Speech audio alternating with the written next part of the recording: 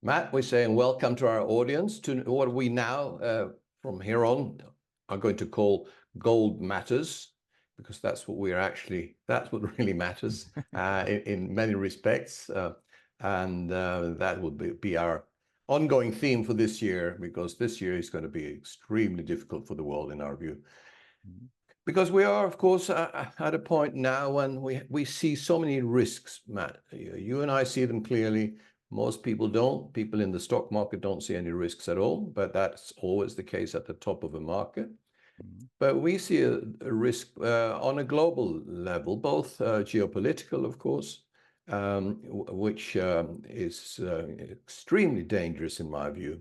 You know, you have what I call the US war against Russia, carried out in Ukraine. There's no end to that. Europe is in on it too, sending weapons and money. Nobody's sending a peacemaker. It's not going to disappear, sadly. At best, it will just slowly escalate to a bigger local war. At worst, it can be on a global level. And of course, then we have also, we talked about already, we have the war in the Middle East, which is not a major war either, but the repercussions are for a much, much more trouble due to this war, because the West, and especially America, again, supporting Israel against the Arab and Muslim world, is very, very dangerous for the world, because the Arabs and the Muslims don't fight normal wars. They haven't got the capacity to do that, but they will fight what they're very good at, sadly, which is terrorist type of wars. And we can have terrorism in any country in the world coming as a surprise. There could be dirty bombs. It could be explosions, etc., attacking central buildings in the US, Europe, and that could be ongoing for years and years, and there's no way of fighting that. So that is a very dangerous risk we're looking at, and I think that is as real as the problem with the Ukraine, Russia, and the US. So that's on the war side, and then of course the economy. On the one hand, we have stock markets at the peaks that we'll come back to in a while. But we have, as we discuss you and I all the time, it's this debt-driven world economy. The U.S. federal debt, when Reagan took over after the 1980 election, that debt was under $1 trillion, the federal debt. And today it's $34 trillion. And we know how it's grown just in this century. I mean, it's at year 2000, it was 6 trillion. 2009, it was 12 trillion. And now it's 34 trillion. This is exponential, Matt. Exponential moves and always end in disaster. And I've calculated that since 1980, on average, U.S. federal debt has doubled every 8 years. So that means there will be 100 trillion federal U.S. debt in 1936. And I think it'll go faster than that, because right now the deficits are greater, the problems are greater. And once the banking system starts collapsing, there'll be unlimited money printing. So deficits will not go away. Debt will, as I said, increase super exponentially in coming years. That means money printing. That means weaker currencies, especially weaker dollar. All the other currencies will follow. Obviously, it means, as we both know, stronger gold. Gold reflects just the weakening of the currencies. And then we have also, of course, social unrest. It's already started in many countries. You have protests everywhere, whether farmers or truckers, or started in Canada, and then now it has spread. It's in France, it's in Germany, it's a lot of places in Europe. Okay, that's just the beginning. Inequality is a very bad criterion for peace within the country, and this inequality is now growing to a level which will be unacceptable for the people, and that creates revolution. And of course, people will blame anyone they can blame. They will blame the immigrants. They'll blame the rich, etc. I have a quote in my last article, or latest article, hopefully, from Aristotle 2,500 years ago, a Greek philosopher. He said that poverty is the parent of revolution and crime, and I added to that war. Poverty is creates revolutions. In the end, when it comes to its extremes, that's what we will see. Whether it's revolution, domestic revolution, or internal conflicts or whatever, and then you'll have a lot of government changes, etc. And then crime we're seeing everywhere, anywhere. Well, prisons are full in most countries, and war we just talked about. And that's sadly the picture that we're now quickly moving into for the world. And of course, we have inflation, high interest rates. It's going to come back. I'm absolutely convinced. I always believe that or been certain that the interest cycle turned a couple of years ago, having gone down for over 40 years. And we're now starting an uptrend, and it'll be similar to the 70s, in my view, because of the money printing. We'll have high inflation and high interest rates, and the Fed and other central banks will lose control, especially of the long run end of their interest rate. So that's a scenario, Matt, which is clearly not the best for stock markets, which are now basically in many countries at a peak. That's just unbelievable. Valuations are, at the level when markets could collapse and probably will collapse. But yeah, you have been through this before, Matt, and I know that you have strong views about the stock markets. We both have, and I'd like to listen to what you see next in stock markets, and tell us your experience of these kind of bubbles. Yeah, and it is a bubble. And I've traded personally through two of the biggest ones on record, the dot-com bubble in the late 90s into 2000, of course, the subprime bubble into 2008. Short, I've seen this movie before. It's not meant to be dramatic. It's empirical. We're going to talk about that. When we talk about this bubble, let's keep in the backdrop of all the dysfunctions you've just discussed, Egon. Debt, geopolitics, inflation, social unrest, all at unprecedented turning points right now as we enter into 2024. So then to pretend that the S&P reaching all-time highs is somehow good news and proof that things are all rosy again is absolutely the height of irony, because this bubble couldn't come at a worse time and in a worse fashion. And I want to talk about not just theoretical, because I literally benefited from one of the greatest stock bubbles, the dot-com bubble. I was a complete moron, 28, making ridiculous money on an IPO. But I remember that time very well, and I'm not embarrassed to say I benefited from it and luckily got out. And the cycles of a bubble was something I'm intimately aware of. The current bubble has so many risks. The most obvious is concentration risk, and the other is grotesque overvaluation. I mean, let's not kid ourselves. The S&P is an ETF, a tech ETF right now. 33% of the market cap is in 5 names. They call it the Magnificent Seven. Tesla and Apple have dropped out, but you're basically a 5-stock-led S&P. It's an S&P 5, and that's dangerous. When you think about the overvaluation, and we've gone 70 days without even a 2% pullback, the S&P right now is trading at 7.5 times the global stock index. It's a grotesque, obvious overvaluation.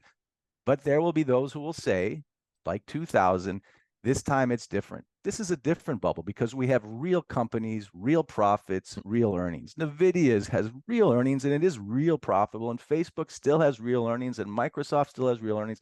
This is not 2000. I would remind, for those who didn't trade or practice or look at the markets, I'm sure most of our viewers remember the dot-com bubble prior to the subprime bubble, that all bubbles are driven by fundamentals. In fact, names like Microsoft and Qualcomm and Cisco that I'm intimately familiar with on my trading screen 20 years ago were driven by fundamentals before they became bubbles. So no, this time isn't different. Qualcomm and Cisco and other names, not all, were real good companies. They were just grotesquely overvalued companies. And all bubbles, again, start with fundamentals. And then the FOMO kicks in, the spoof trading kicks in, the hysteria kicks in, and the markets rip to the moon. So good companies can still be overvalued. They can still be in bubbles. We've seen that even in the last few years, whether it was with ARKK Invest, Peloton, Revvion, even Zoom, even Moderna, massive peaks, then mean reversion. This is really the last bubble, the Magnificent Five, or you could say seven. And they all die in the same way, and they all start in the same way. In 1999, I remember Cisco and Qualcomm in particular, they were reaching all-time highs in their margins. Their profits were at all-time highs. Their sales were at all-time highs. But then by 2020 or 2000, just a year later, although sales were up, profits were down. And whenever you see a net income decline, when it starts to head south, that's when the smart money starts to get out, and that same bubble that goes up starts to go down. Don't ask me when. No one can time it. But eventually the margins, which are based on volume, cost, and price, those advantages that led the trip up become disadvantages and send down. And frankly, most money is made shorting those stocks. That's the John Paulsons and the Mike Burrys of the world. So there is a herd mentality tracing margins up right now. Margins are not immortal, even for names like NVIDIA. And remember, NVIDIA in 2021 went from 4 billion to 10 billion in profits. In 2022, thanks to Powell's rate hikes, they lost 4 billion. And then 2023, they went to 19 billion. Again, I'm not saying NVIDIA is a bad company that's going to zero. I'm saying it's a grotesquely overvalued company. And again, this is no different than 2000 and 1998, 1999, 2000. It's actually much more grotesque. Now, what's scary, Egon, and I'll close with this, unlike recent bubbles, whether it was Moderna or ARKK, or even Zoom, which we're talking on right now, which went up and then straight down, you can have a Zoom bubble burst and it's not the end of the market or a dramatic threat to the economy. But when the Magnificent Five mean revert, as they always do, remember, Qualcomm hasn't even gotten its prior highs from 2000, and it's still a good company. It was just overvalued. This time, the concentration risk in the current S&P everything bubble is really a 5-stock bubble. They will mean revert. They all do. They can't have market share, even with their advantages to capital costs, forever. I don't know when it ends. I know how it ends, when net margins start to head south. But this time, when those 5 names mean revert, and believe me, there are plenty of smart traders I talk to who are just waiting to short these names. Not now, but they will. And when they do, that means what do we have left? Because if you look at the S&P since 2021 and you take out the Magnificent Seven, and I'll show a graph, the S&P is negative since 2021. There's nothing else but zombie companies over indebted.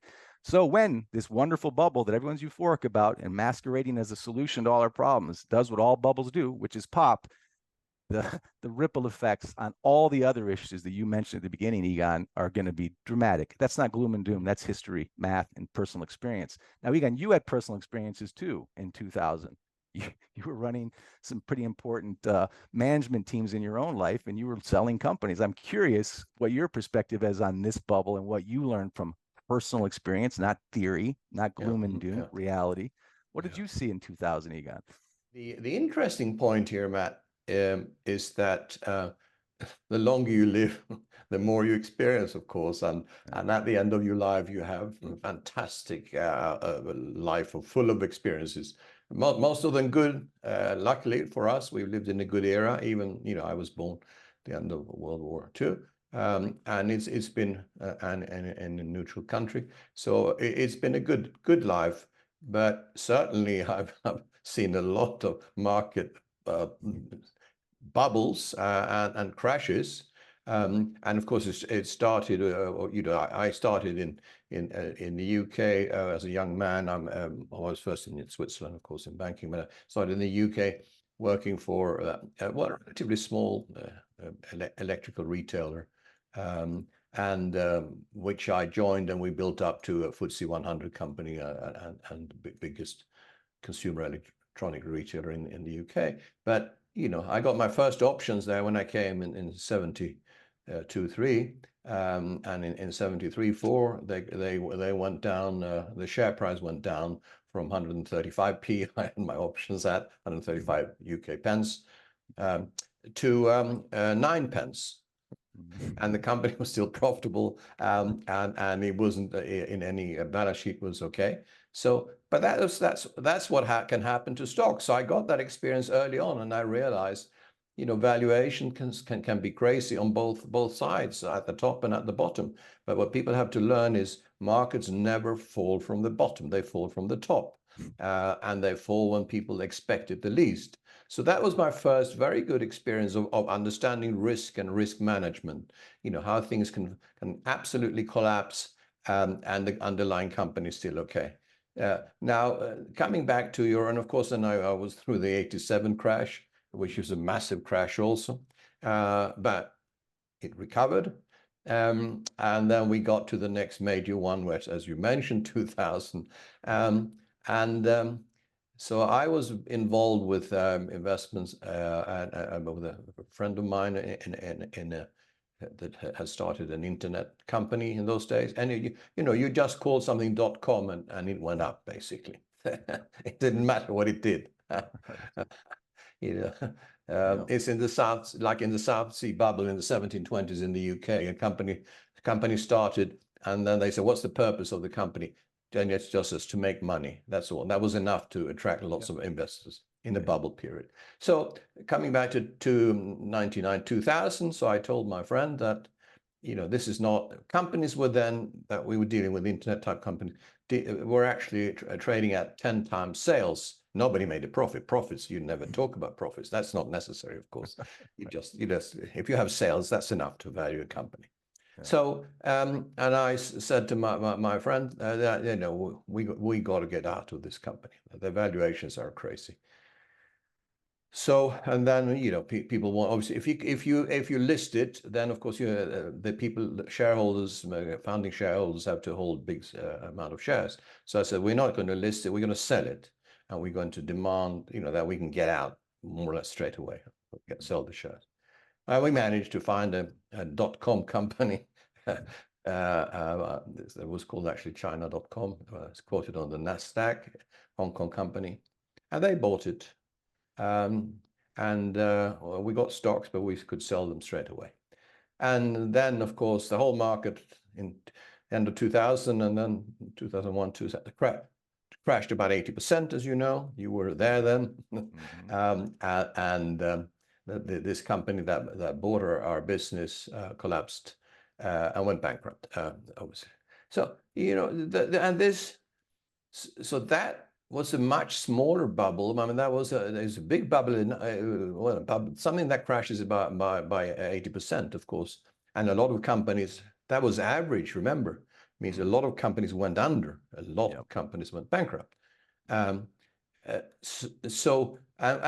We are there now, but we are there now for the whole market. Sure, you mentioned these 5 stocks, which are massively overvalued and now obviously making big profits. People don't think that can change. It will change, I promise you. P's can go from 50 or 40 or 30 to 5. And even if the company still makes profit, let's say profits go down by 30, 40%, and the P goes from 30 to 5, means that the evaluation would be just nothing of the company compared to what it was. And that's the kind of era we will see now, in my view. So the risk is enormous, but investors, of course, will never admit that the risk is high, because it's these periods when they make so much money, so they don't even consider risk. For us who've been through, I mean, compared to me, you're a young man, so and I've seen more crisis than you, but nevertheless, you've seen enough to know what can actually happen. You were lucky and very skillful to get out. Most people don't, because people are always the most bullish at the top, and investors should understand that these are not the levels when you should be bullish. These are the times when you should start looking at protecting your wealth, because both you and I expect the stock market in 2024 around the world, because we're not just talking about indebted US. China's debt has grown exponentially also. That's a very dangerous situation, even in China, and it's the same in all countries. So you're not talking about just the US, just that the US happens to be the biggest economy in the world. So now people should think about not being greedy, but actually looking at protection.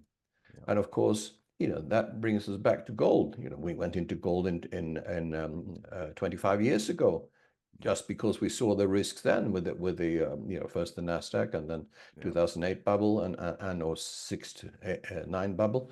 And we're there again with, as I said at the beginning of our discussion, unlimited money printing at a level that has never, ever existed in global history.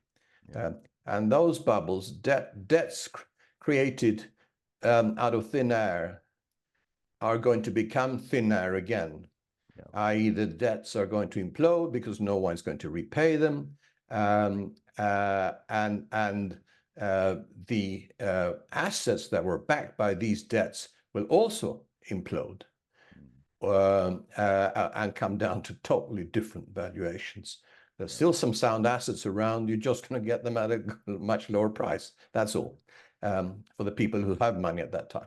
So obviously, Matt, as we are talking about every week, every day, you know, gold, we went into gold to protect against these kind of risks. It stands us in good stead. We went in at about $300, recommended to our investors at the time.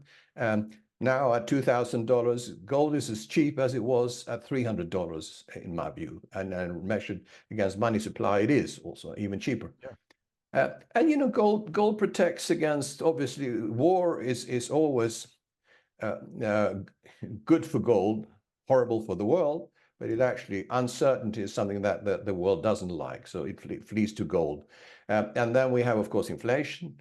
If all the currencies debase dramatically, gold reflects that, as it has done for thousands of years. And then you have BRICS countries moving into gold. The West is not moving into gold. They will eventually, because, as we have discussed, central banks will not anymore, since the US freezes Russian assets, the central banks will not hold gold, or not hold dollars as currency reserves. They will get out of the dollars gradually, not rush out of them, and the only asset they can hold, which is no one else's liability, is of course gold. So central banks will go into gold. So we will see buying from BRICS countries, from central banks, and then of course funds have been selling gold in the last 2.5 years. They'll get back into gold again, and of course the average investor. And remember, we only have 0.5% of world financial assets in gold today. That's going to change dramatically. It might get up to the old high of, you know, in 1980 or in recent times of 5% of world financial assets. If you go from 0.5% to 5%, gold, there is not going to be enough gold to satisfy that demand. It can only be satisfied by much higher gold prices. So all the fundamentals and everything we've discussed, Matt, points towards gold. And we're not gold bugs. We're only investing in physical gold, putting it outside the banking system. Don't keep it in funds. Don't pledge it to a bank and borrow against it, because then it's not your gold. Hold it free of any lien, and hold it outside the banking system. That's what people should do to whatever percentage of their assets they feel comfortable with, because you're going to see a massive shift out of conventional, what we now describe as speculative assets that you just went through, into safe assets and into real assets like gold. So Matt, that's our message. You want to add something to what I said? I mean, I couldn't top it. I mean, again, you made a good point. We're not gold investors, we're investors, but we came to gold naturally, coming from speculative assets and private and public companies. The years do teach things the days don't notice. We're not here to poo-poo those who are riding this up, but everyone learns to buy at bottoms and sell at tops, but no one does it. I've seen this movie before. You've seen this movie before. You've seen a few more movies than me before. We're not here to joke or make fun of people that are making profits now, on paper at least, if they know how to get out in time. A few will, most won't. Seen that movie before too. You know, not here to mock speculators, but to be really common sense, simple, stupid. We were in the markets. We understand the markets. We also understand gold. Most of the world doesn't. That feels pretty good, actually, sometimes. Not to be contrarian, but to be intelligent and have common sense and understand cycles, including risk asset cycles. This one is particularly egregious, the concentration over valuation, in the backdrop of all the debt and geopolitical and dysfunctional market signals we look at every day. So again, not gloom and doom, common sense, history, math, valuations. Be very careful about this bubble. It should not, if your advisors are telling you, give you confidence, it should give you concern. Yeah, absolutely right. And let me add to that, Matt, that when it comes to gold and holding gold and the valuation of gold, the central banks have or governments before central banks are your absolute bestest friends here. Because throughout history, they have destroyed the value of your paper money, fiat money, and gold has always reflected that. And now they will be doing that at an accelerated rate because of the deficits we're looking at here. Yep. And therefore, central banks will do more than ever before to support the gold price, or actually do more than support it. They will actually make it go up dramatically in relation to falling or collapsing even at some point fiat currencies. Yep. So that's the message we want to leave to people. Gold is consistently supported by central banks by their foolish actions of destroying the value of money. And just remember that, you have no other investment that always have the backing of governments and central banks in the way that gold has. Yeah. So that's something that I think investors should actually think about. And we'll be here again, talk about this, Matt. And it certainly is interesting times. So thanks for today. Thank you to our audience, and we'll be back soon. All right, Egon. Cheers. Bye.